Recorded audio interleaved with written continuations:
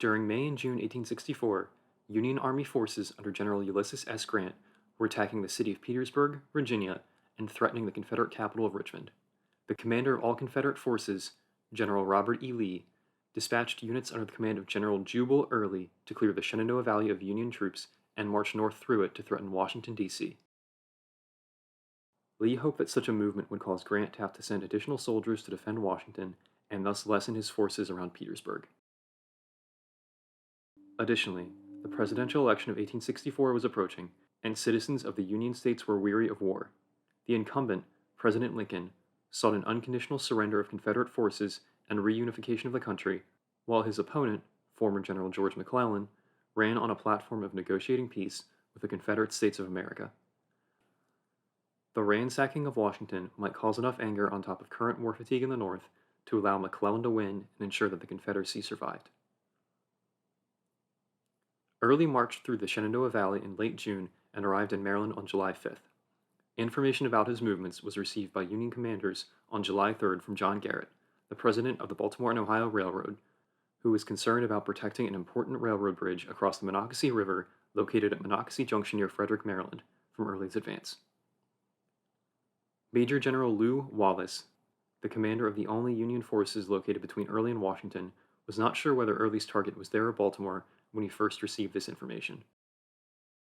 Regardless, Wallace saw Monocacy Junction as the best location to delay a Confederate advance towards either city.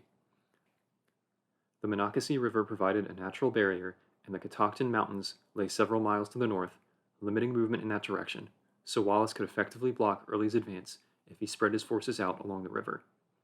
Union leaders knew that they would be unable to completely repel the Confederate advance, but they hoped to slow it enough that reinforcements could arrive from Virginia to protect Washington.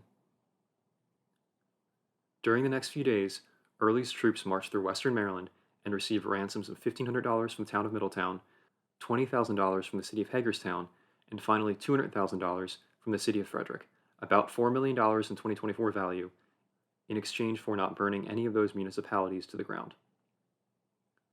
The two armies met on July 9th. Union forces totaled around 6,600 men, while Confederate forces contained about 15,000. Union troops were divided between two main positions. Most of them were guarding the railroad bridge at Monocacy Junction and a nearby one carrying Georgetown Pike across the river. Another detachment guarded the Baltimore Pike Bridge 2 miles to the north. Fighting began at around 8:30 a.m. when Confederate skirmishers encountered Union forces near the railroad bridge. They were unable to dislodge the defenders, and Early believed that a frontal attack across the Georgetown Pike Bridge would be too costly, so a portion of the Confederate forces marched about a mile south, where they found a ford across the river. Wallace learned of this at around 10:30 a.m. and shifted the Union forces to the south, away from the railroad bridge to the west. He also ordered for the Georgetown Pike Bridge to be burned to protect his flank. The first wave of Confederate attacks came at 11 a.m. The attackers did not notice veteran Union defenders positioned along a fence separating the Worthington and Thomas farms due to the hilly terrain, so they were quickly repelled by the initial Union fire. A second wave of Confederate attacks at 2 p.m. was somewhat more successful, gaining temporary control of the Thomas farm, which was adjacent to the Georgetown Pike, but this ground was soon lost due to a ferocious Union counterattack.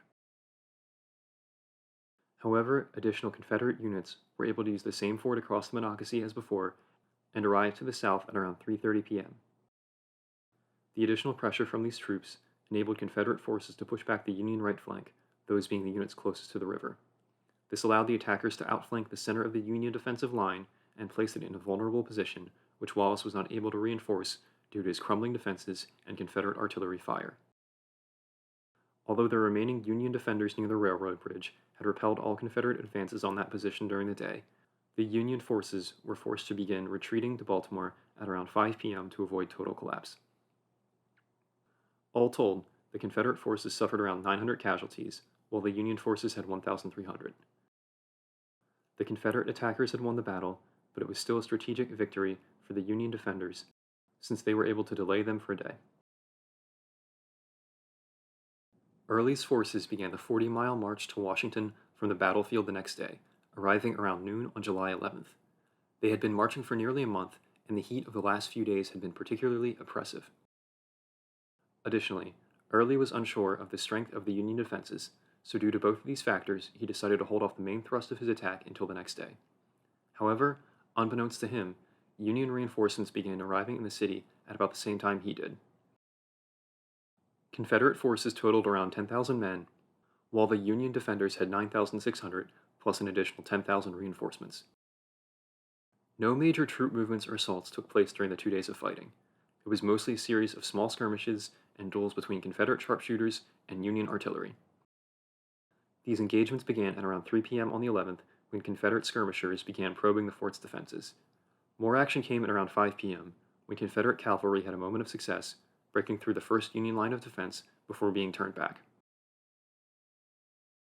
Early planned to assault the city on the morning of the 12th, but woke up to the revelation that Union reinforcements had arrived. Minor actions similar to the previous day occurred on the 12th as well. President Lincoln and his wife Mary personally witnessed the fighting at Fort Stevens on July 12th. He stood on the fort's wall and actually came under fire by Confederate sharpshooters, with one wounding a man next to him before he finally took cover. Coincidentally, one of the Confederate generals serving under Early during this campaign was John C. Breckinridge, who had carried 11 states and won 18% of the popular vote in the 1860 election as the Southern Democratic nominee for president, making this the only time in American history that two former presidential opponents had been on opposite sides of an active battle. The final action of the battle came at around 6 p.m. when a unit of 2,000 Union forces made a surprise charge at Confederate positions after heavy fire on them from the artillery at Fort Stevens. Though it was halted by the veteran Confederate troops, it effectively ended the fighting.